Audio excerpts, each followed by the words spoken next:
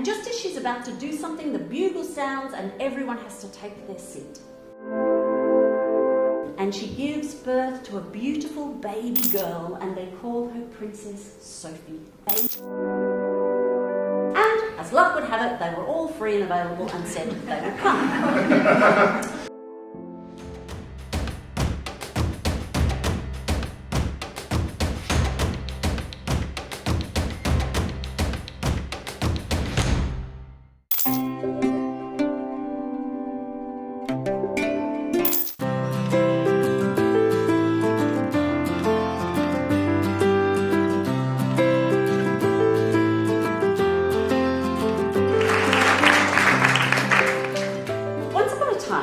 There was a king and a queen, and as is so often the case, they were very happy except for one significant issue they had. They desperately wanted a child, and they'd been waiting for years and years and years, and finally the queen was pregnant, and they are over the moon, and she gives birth to a beautiful baby girl, and they call her Princess Sophie.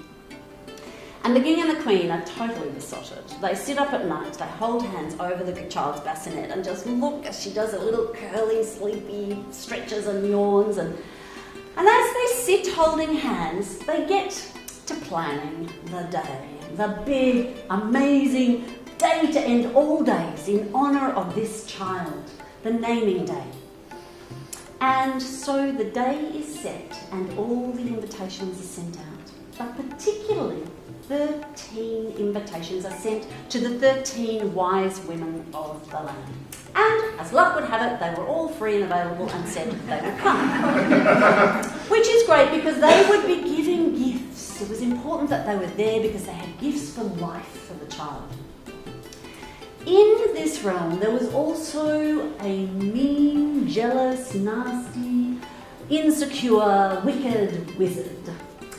And for obvious reasons, he was not invited. But he decides that he's going to come to the feast anyway and bring a very special present for the child. So the day arrives and everyone's in the great hall. There's a podium up on a little stage with a big long banquet table, and there's 2 thrones, and there's a gold-plated bassinet in between the thrones, and there's banquet tables, and everyone's milling around, including the 13 wise women. And the 13th youngest wise woman spies in the crowd that wicked wizard, and she knows he is up to no good. And just as she's about to do something, the bugle sounds and everyone has to take their seat. And so she ducks behind a heavy curtain on the side of the hall to wait and see if she might be needed to intervene. So they all eat, and then there's the presenting of the gifts. And the wise women step forward and they give the child the most amazing gifts. They give her charm and wit and character. They give her intelligence and beauty and fertility and grace and strength and athleticism and musicality and languages, on and on and on. 11, 12 of them. The queen, who's been keeping tally on her little napkin, she knows that there's not 13 there, and so she's looking around, and into the breach steps the wizard. And he says, "Your Majesties, you haven't asked me when I brought the little princess. Well, I'll tell you, I brought her a very special present. On her 13th birthday, she'll prick her finger on a spindle and fall into a death-like sleep for the rest of her life."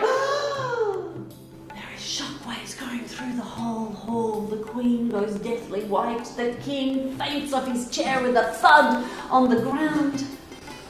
And there is just terror. Well, into this steps the 13th wise woman. And she says, "Your Majesties, I cannot undo what my brother wizard has done entirely, but I can soften it a little.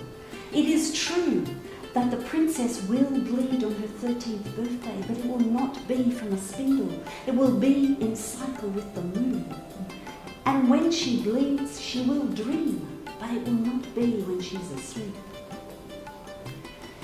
The king and the queen were not reassured by the 13th wise woman's softening at all, and that night they stayed up pacing and arguing and talking, and finally they came up with a plan. every single spinning wheel or spindle in the country would be burned. There were fires for weeks. The army was sent out and they scoured every building, every house, and they burnt everything, every spinning wheel and spindle. Well, then things got back to a new kind of normal at the palace, and the princess was a charmer.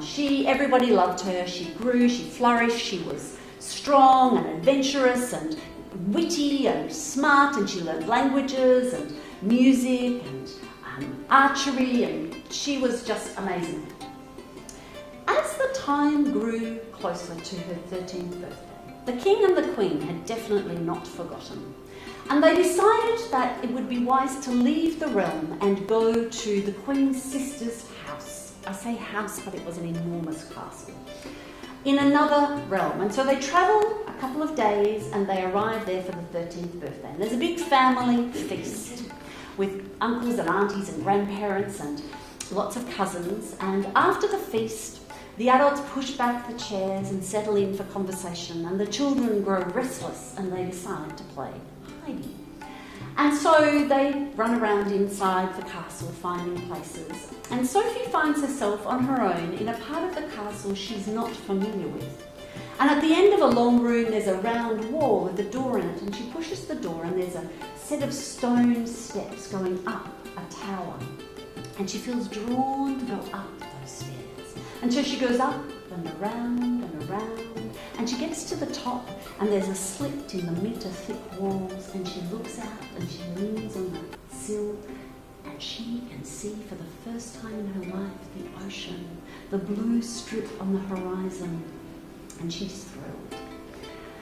And then she hears this sound that she hadn't noticed before. And she turns around and there's another room, and she pushes the door and there's a woman sitting at a wheel that's spinning.